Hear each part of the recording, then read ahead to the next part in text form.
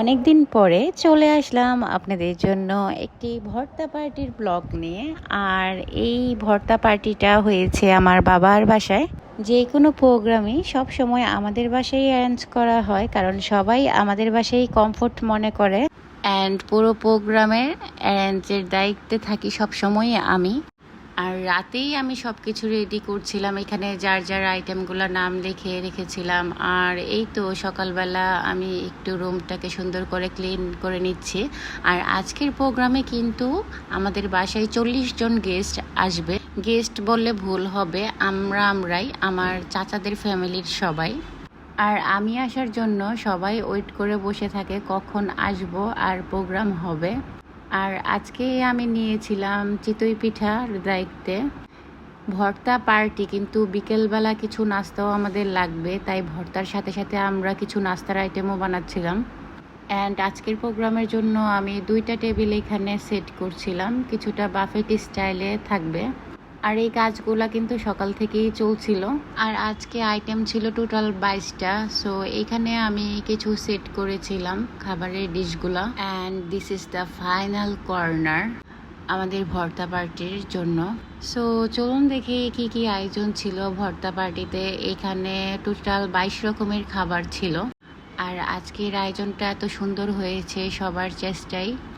And শুরুতেই এখানে আমাদের ভর্তা পার্টির জন্য সুন্দর একটা ব্যানার ছিল।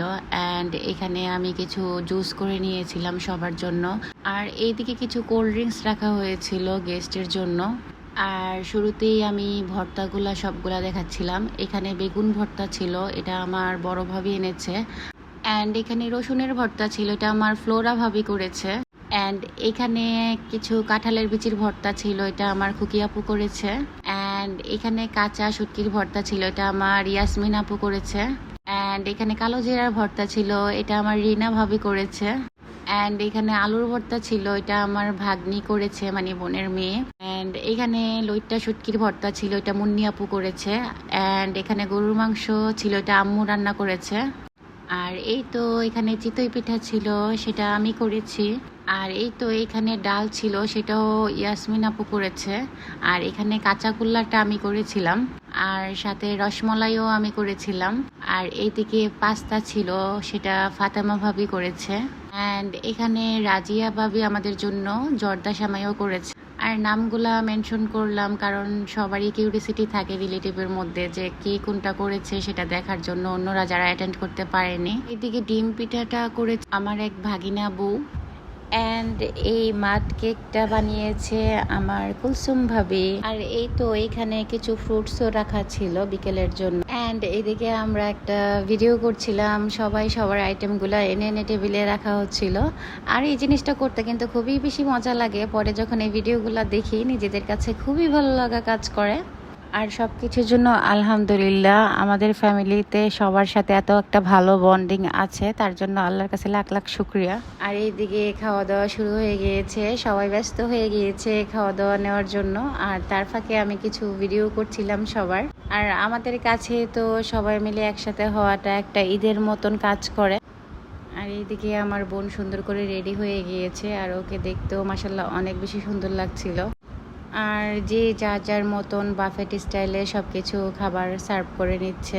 আর সবগুলো আইটেমই অনেক বেশি মজা ছিল। যারা এসেছে খাবারগুলো তৈরি করেছে, ওরা নিজে অনেক বেশি ভালোবেসে খাবারগুলো তৈরি করেছে। আর এই তো আমাদের খাওয়া দাওয়া অলরেডি শেষ, এখন সবাই মিলে মিলে রুমে রুমে গল্প করছিল। অ্যান্ড খাওয়া দাওয়া শেষ করে সবারই অনেক গরম লাগছিল, তাই আমরা চায়ের যে লাস্টের আয়োজনটা ছিল সেটা আমরা একটা রুমে চলে আসছি, কারণ বাইরে যে পরিমাণ গরম ছিল তাই এসিতে চলে আসলাম। অ্যান্ড লাস্টে চা সার্ভ করা হয়েছিল, আর সেটা বানিয়েছিল আমার ভাবি ফ্লোরা। আর এই তো খুব সুন্দর করে আমাদের ভর্তা পার্টির আয়োজন করা হয়েছিল। আশা করি সবার অনেক অনেক বেশি ভালো লেগেছে। অ্যান্ড আজকের ব্লগটা এই পর্যন্তই, দেখা হবে নতুন একটি ব্লগে। আর সেই পর্যন্তই অপেক্ষায় থাকুন অ্যান্ড আমাদের সাথেই থাকুন।